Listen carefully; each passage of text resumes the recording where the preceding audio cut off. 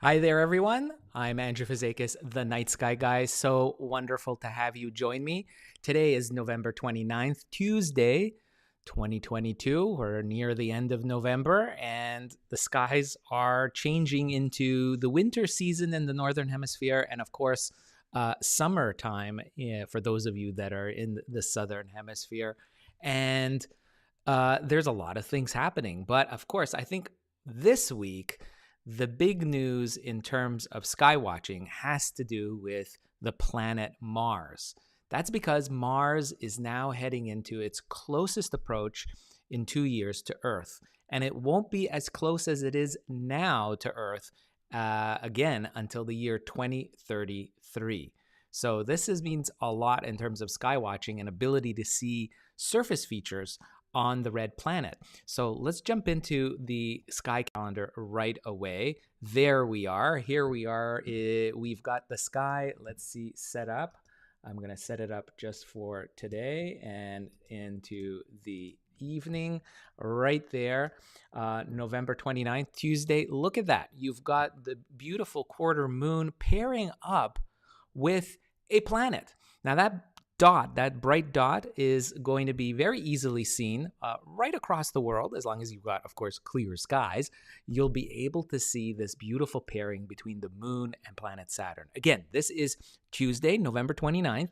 So if you're seeing this live, this is something that you might want to take advantage of being able to see this pairing. It's quite easy to take a photograph too with maybe your smartphone. If you do have a smartphone, that's something that you can avail yourself and take a really nice souvenir shot of this pairing. Now, if we wait until it gets a little bit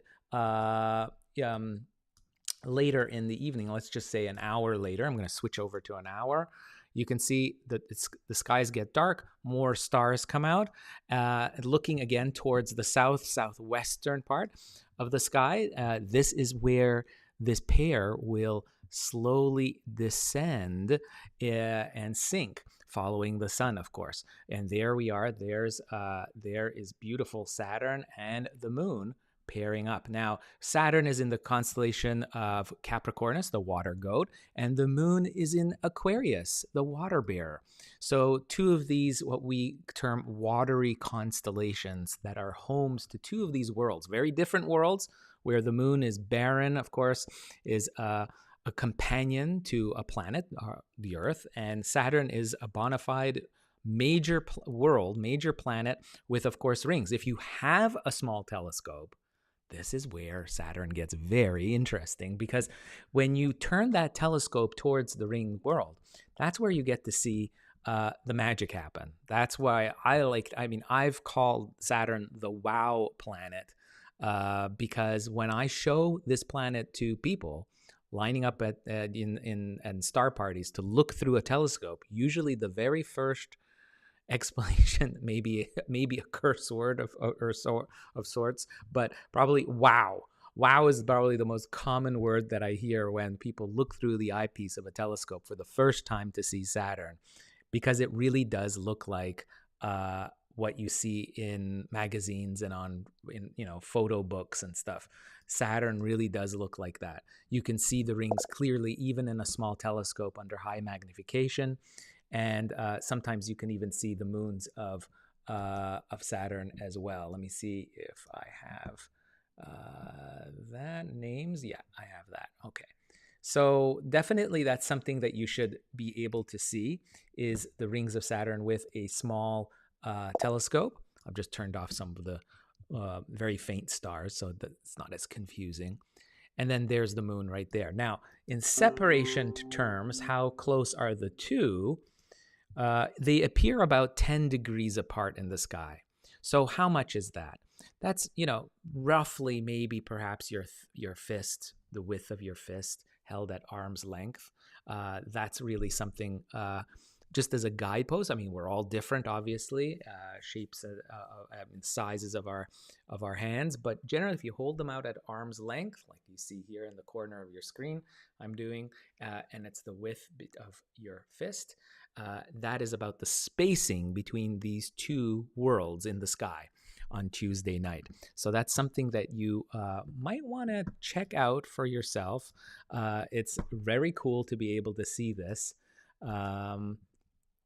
And it makes a beautiful photo. So, maybe frame it with the foreground, like forests or buildings, trees, individual trees, sculptures.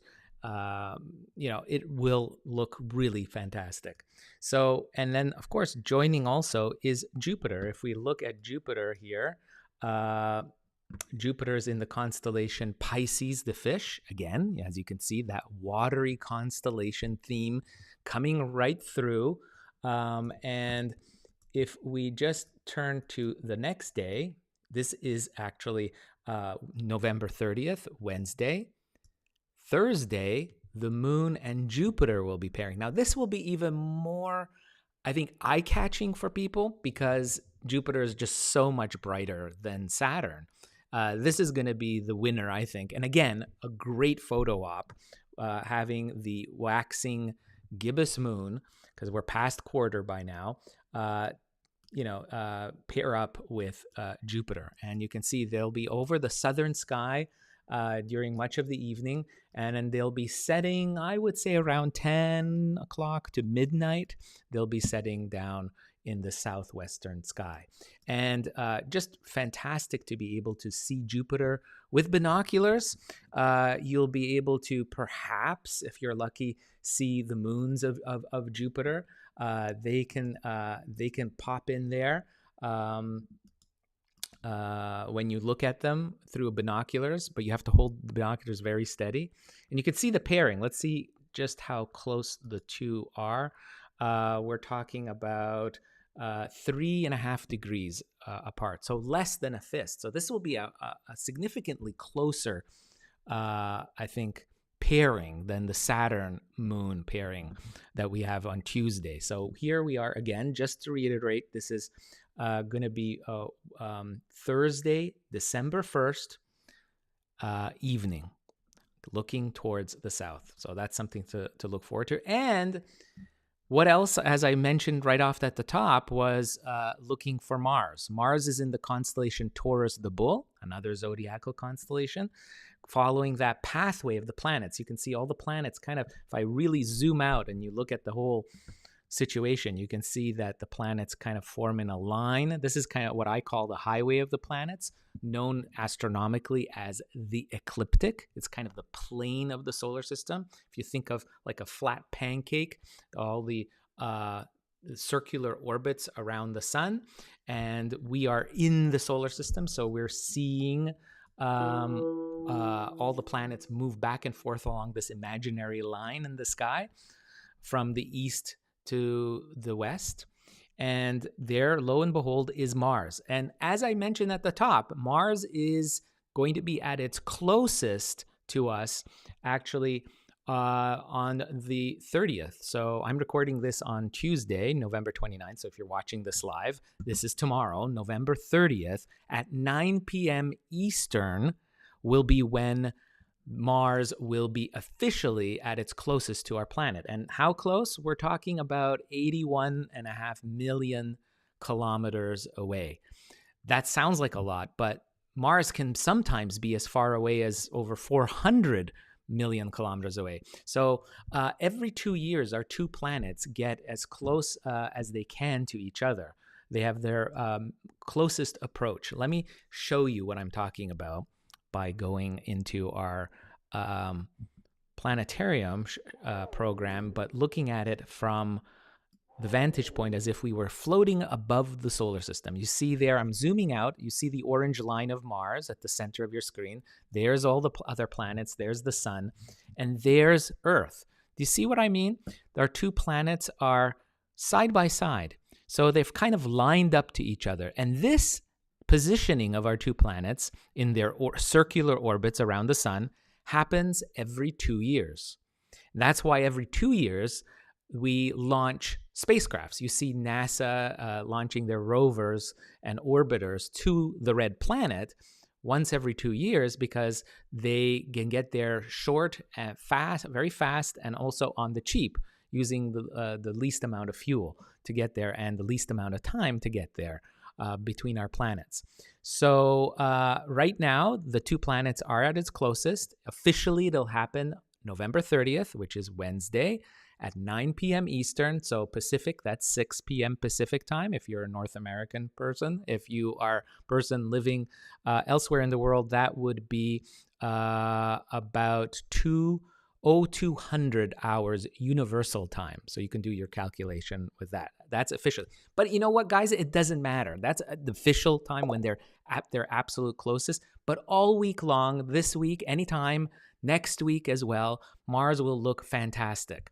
But officially, if you want to do that, that's 81.5 million kilometers that separate our two worlds. And if we're talking about light travel time, that's also really interesting. Let me see if I can just go back to our, it's figuring out. There we are. That's our sky thing. So it's 4.5 light minutes away, Mars. So it's at 81.5 million kilometers. It takes that distance, light to travel, 4.5 minutes, 4.53 minutes exactly. So imagine that. So you're looking back in time 4.5 minutes when you're looking at Mars. So just think about that tonight. I think it's really very cool. I'm looking at everyone on the comments. So nice to see everyone. I see Go Stargazing there. Hello, Neil. Nice to see you. I see Lucana Chicago's there. Who else is there? From Serbia. Oh, very nice. Nice of Diana. Nice of you to join. And hi, Andrew from India. Please share the link of your book, Night Sky Guide. Yes, I will. Definitely. I'm out of stock right now for my books. I'm expecting to be restocked probably by middle of next week or later next week. So I will just keep an eye on my social media, whether you're watching on YouTube, Twitter, Facebook, wherever it is. I'll be posting an update on when the books will be available once more. These are signed, dedicated copies. I think they'd make a kind of a cool gift, I think, for your special stargazer friend, family member you may have, is a personally dedicated copy from myself. And I'll get in touch with you once you do purchase. I will get in touch and we'll work on what you'd like to have in your book. And so back to Mars. Watch Mars now at its best. It won't get as close as it is this week until the year 2033. So this is really the best time to see it. its disk is very small, even under high magnification of a backyard telescope. But you can see markings, okay? And I'm going to zoom in here on this animation, just showing you what you can kind of see if you've got good sky conditions and high magnification on your telescope. You'll get to see lighter colored markings and darker colored markings. The darker colored markings are basically windswept rocky areas, mountains, canyons, things like that have been windswept, and they look dark. The areas that are very light, they are really rich in dust, Martian dust and sand dunes. And you can see that in this image right here. Sometimes, if you're lucky, you can also see a polar cap. You see a hint of it right there because it just happens to be turned away. It's not the best time to see it, but if you're lucky, over the next couple of weeks, you might even check out to see that polar cap, the North Polar Cap, which is mostly carbon dioxide, frozen carbon dioxide. So really neat. You can definitely see that orange coloration of the planet thanks to all the iron oxide rich dust that's just everywhere in the atmosphere and on the ground on Mars. And that's basically the same chemistry as what you see here, iron, rusting iron. That's what gives this color, very distinct color to the red planet. And of course, what's very cool about it is this color is visible even to the naked eye. So if you just look towards the east, say around 7, 8 o'clock at night, rising in the east. If you wait later, it'll be higher up. As you can see, if I kind of zoom out and look hours later, maybe this is by 9, 10 o'clock, it's higher up in the east. But what you'll see is the planet very, very, very clearly. And it's just so cool to be able to know that coloration is really what the color of Mars is. And it's the sunlight hitting and bouncing off of all those sand dunes and Martian dust, iron oxide dust. And that's what gives it that color. And you can see it. And it takes 4.5 minutes, remember, for that light to get to your eye. Now, what else can you see? Next to Mars will be the star Elnath, which is one of the tips of the horns of Taurus, the bull. It's 134 light years away, this star. And that's right next to Mars. You'll see that white, very distinctive color differentiation between the two. Blue-white star and a very orange Mars. And then on the other side, if you kind of draw a line between that, is a bright orange star. That orange star is called Aldebaran, and that marks the orange or the red eye of Taurus the bull. And this star is 66 light years away. It's a giant, orange giant dying star. And it's neat because it makes this beautiful lineup between these three bright dots in the sky. Now, if you want to be a little more adventurous, look above Aldebaran and you'll see my favorite star cluster is the Pleiades, or the Seven Sisters. And that is shining at about 444 light years away. It's a cluster, an actual group of stars that are physically associated with each other. They were born together. We think they are about 100 million years old, making them a teenager. I know that sounds weird because 100 million years and a teenager. Well, they are, because if you compare them to some other stars like our sun, which is 5 billion years old, they are very, very young stars. And so they mark the chest of Taurus the bull. All this action, of course, is happening in the southeast. And if you wait there, the later 10, 11 o'clock at night, you'll see our friend Orion, the most famous of the wintertime or constellations in the northern hemisphere. And for those of you in the southern hemisphere, it's your summertime. Probably one of your favorite constellations is Orion. There's Orion the Hunter, and the belt of Orion is marked by these three stars right here. And there's Betelgeuse, another bright orange star, making kind of a really neat orange. That's really cool. A triangle, actually. I didn't even think about this before, guys.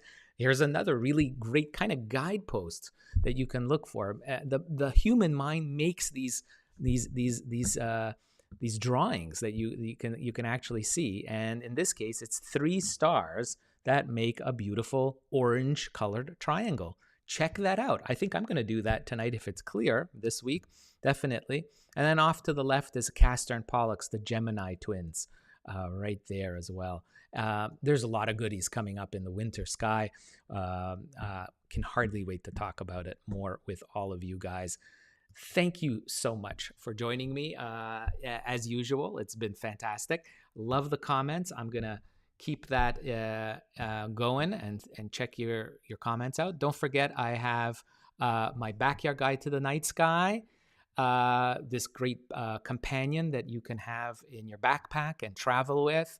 And it's a great overall guide, small little guide for getting you started in exploring the night sky, or as a great travel companion as well. And then those of you that are looking for something really a beast of a book, Stargazer's Atlas. I'm the lead author on this beautiful compilation of star charts across both North and Southern Hemisphere, all 88 constellations, mythologies, cultural references, and lots of deep sky objects, hundreds of them identified, deep sky tours, astrotourism, astroarchaeology, the science behind things, all these objects, and also, of course, our missions, that science missions of today and tomorrow are covered in here. So it's the entire humanity's connection with the night sky. Really looking forward to that. Getting that in your hands. It's 6.5 pounds. It's a huge coffee table book. It doesn't fit in your back pocket. This is what you use on a rainy, cloudy night to kind of feel out what you want to see in the sky when it gets really clear next time. So it's a guide for you to use in planning your own cosmic voyages. So I'll put a link to both of those books. They'll be restocked in about a week, so you can think about putting in your order soon. I will make sure there'll be links on all my social media platforms. I want to thank all of you for stopping by. If you like this video, please give it a thumbs up, show your support. It really means a lot. And don't forget to also subscribe to my channels, whether you're watching on YouTube, Twitter, Facebook, or on Twitch. Love to see you guys, my stargazing friends everywhere. As I always do, I wish you all clear skies. Bye-bye.